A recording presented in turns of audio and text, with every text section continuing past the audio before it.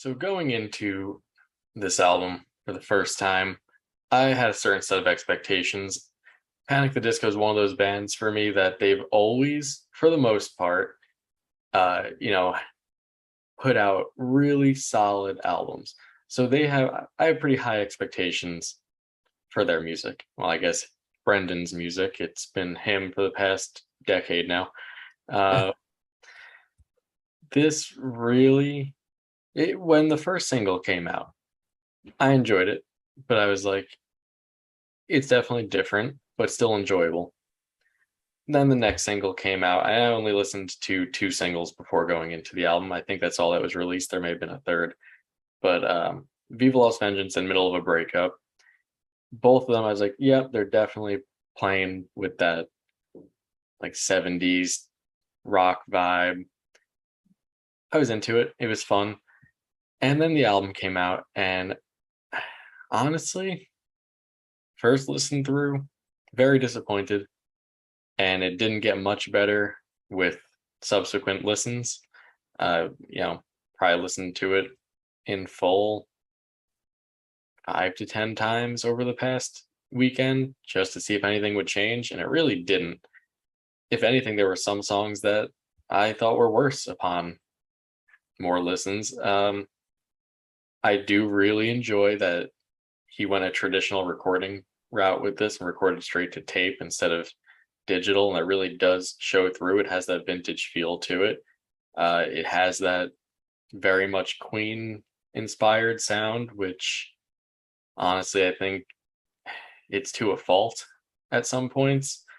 You might as well have had Brian May play guitar on a handful of these songs. He went, we'll get into it and talk about the track list, but I mean, he tried to make his own Bohemian Rhapsody here. I don't think it worked.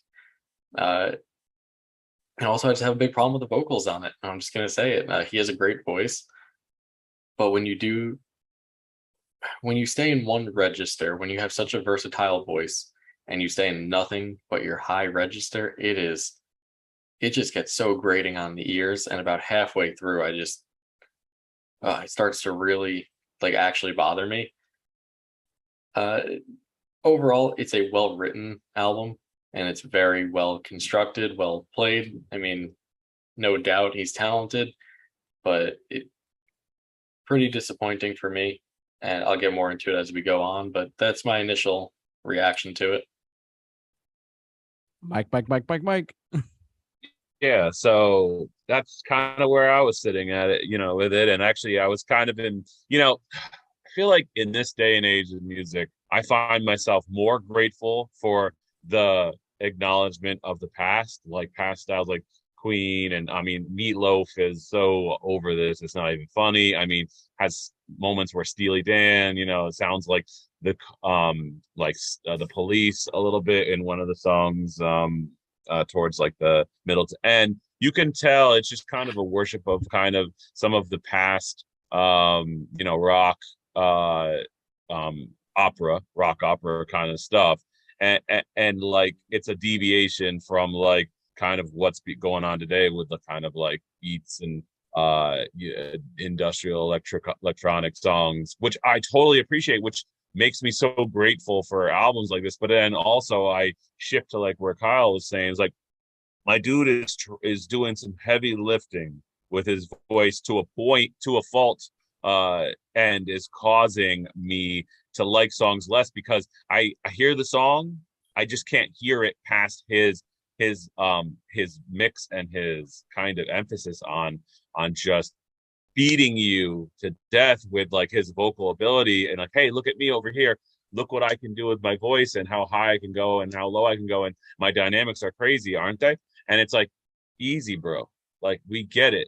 Like, you got a dynamic voice and you can hit some notes, but like, you're not like kind of letting the music shine and like your vocal ability kind of do its thing when it needs to. You're all over the place, really trying to kind of like grab the listener's attention, and it just kind of almost comes off overcompensating for a lot of the songs, songs and that are written into good songs and got great structure and whatnot. But it's just like it kind of is just like it's almost like too painfully attempting to just prove that he's like the next, like, I don't know, like Freddie Mercury or whatever he's trying to be. But yeah, it's just it just, But kept coming back. I would argue that he doesn't like show the dynamics of his voice enough on this album in a way because and Mike, I don't know if you listened to the albums and or the songs I'm referring to here. I know me and JT we discussed the Death of a Bachelor album Mm, months back. On that album, and then two specific songs, the title track "Death of a Bachelor" and "Impossible Year," he does like crooner style vocals, mm, and it sounds fantastic. I don't know, and everyone praised him for that. He doesn't do anything even remotely close to that on this one, and he just right. chooses to go all for the like theatrics. I know he did like a stint on Broadway, and you can tell that that definitely rubbed off on the sound here. But Mm, a big problem that I have is the theatrics, like also like taking the vocals away, just the backing vocals too. They're all over the place. There's so much going on that it makes it sound like muddied and messy a lot. And like you said, I agree with you completely about the vocals not giving the like instrumentals a chance to shine here because there are some songs that have actually really great, most of them have great instrumental backings to them. Probably some mm. of the best instrumentals that Panic has had to date. But I can't get past his shrill voice on these songs. Like there are some songs that sound like he's, and I don't know if it's done on purpose, but there are some songs it sounds like he's actually straining his voice trying to go up so high, just trying to show like, hey, look what I can do. And it just bothers me. And I mean, Missed I just have to opportunity. mention here: are we going for every album where the comments are turned off? I mean, maybe I just thought maybe we were trying to do that, but every time we pick an album, the comments are turned off on the videos that they've Really? posted. Yeah, like I I hadn't was noticed just that. I know, and I was just like, I feel like, you know what, we should try to go for a streak. How many albums can we review where the comments are turned off? Well, I mean, like, come on, That's boys, so like, weird. one more, and we'll get a free sandwich at Subway. I don't know, like, yeah, whatever it is, Okay. like, yeah, like, it's just, I, I feel like that just kind of speaks to the controversy, like you're saying, in something he's doing in these songs that are going to strike the general fan base with kind of some a little bit of annoyance, I guess you can say, or not happy with the result. Yeah. Is it my turn now? I want to make sure I'm good. Yeah, it's your Yeah. turn, bro. Okay. Okay. Okay. So I was going into it, going into this album. I was like, all right, I'm excited. He's back. It's been a long 4 years since Pray for the Wicked, which I generally liked. I love Death of a Bachelor. I listened to that album a lot more than I thought I do, and because we talked about Death of a Bachelor a couple weeks ago. Check that out on our YouTube channel. Check it out on our podcast, and we talked about that album. We talked about his vocals then in 20, was it 16? Yep. Yeah. Now it's 2022. I mean, he's got a little older, but it really, I want to emphasize the points that both Mike and Kyle brought up separately.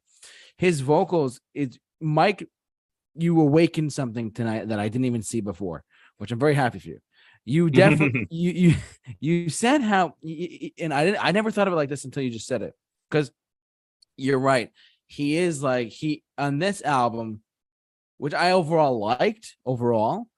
For the more it was it as good as Death of a Bachelor? Was it as good as their A Fever You Can't Sweat Out? I would not put it there in that conversation yet. I have to listen to it more to make a final decision on that. But as far as but what Mike said just now, he said, and it hit me like a lightning bolt. I hate to say it like that, but it really did. You said something like, he said, you made the analogy of hey, it's saying, hey, look at me, I'm Brendan Urie of Panic at the Disco. I can hit all these high notes and whatnot too. I can do an album with tons of strings and tons of backing vocals. Given that he actually did that, you're right though. It does kind of scream though, hey, look at me, I'm super talented. I can do that. That's what I got from you. What you were just saying, Mike. As far as hey, look, I'm back. I can do an album by myself again and have all these different elements to it. And you're right. To me, it was kind of screaming hey, look at me. I can do this I can do an album like this kind of thing. And it definitely came out that way. But as far as an overall album goes, it didn't deliver as well as, in my opinion, it didn't deliver as well as like Death of a Bachelor or Prayer or even Pray for the Wicked, which I liked a lot of the stuff on there, truthfully too. But nowhere near as much as Death of a Bachelor. But like this album was just a different vibe. It was a different feel. I mean, you're right. Kyle, I agree with your point. You could have just brought in Brian May and had him play the guitar for most of the tracks, because and it was it was definitely a harken back to like Queen or Meatloaf. We talked about that for a second. But like as far as the actual like, I still liked what I heard overall. But would I go back to it in like a year or two? Maybe not. Probably not. Honestly, but I mean, you're right. Brian May could have just come and figured out every guitar solo on the song, on every song. Every song really truly does kind of sound the same. I mean, we'll get to our track listing in a second, but like the first couple songs actually I really liked a lot. And then as the album progressed, I was like, this is just very repetitive. It's the same thing over and over again. And I was kind of surprised at that myself, but that's just my overall take on the latest album. Let's jump over to the track listing and the overall Wikipedia page. And before we fully get into that, I also just want to bring up, while we're talking about like influences on the album here. Yeah, go ahead. Musically, 100% Queen, Meatloaf, that whole era of music. But my issue is he emulates those sounds very well. Mm-hmm. And he does like merge it a bit with more theatrical Broadway style things. But I would have to say where I fault him on it is both Freddie Mercury and Meatloaf. They have phenomenal voices, as does Brendan Urie, but they knew when to use it. Like not every Queen song is the high register of Bohemian Rhapsody, because it would get grating to listen to. Yes. Same thing, Meatloaf songs, same way. He knows how to use his voice, when to use the dynamics. And I'm not saying Brendan Urie doesn't know how to use his voice. He 100% does. I think that he just got a little swept away in people complimenting his high register online and, praising it for the past, few years. And just said, you know what, I'm just going to go for it. I'm just going to do this. And I don't know. One trick pony. Yeah. And it's funny you said it. I said those exact words while I was listening to the album, and I was thinking, I was like, the definition of this album is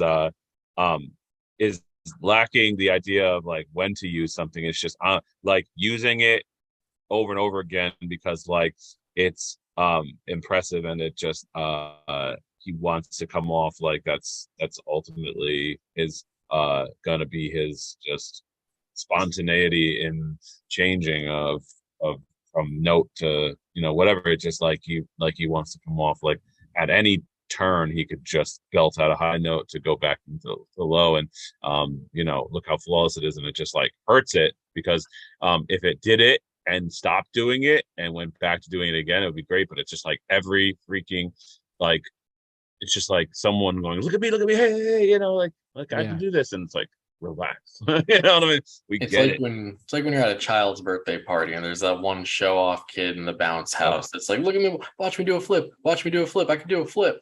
And you just watch it over and over again. That's what it feels like. Yeah, and you're just like, we get it, like relax, like show us something else, like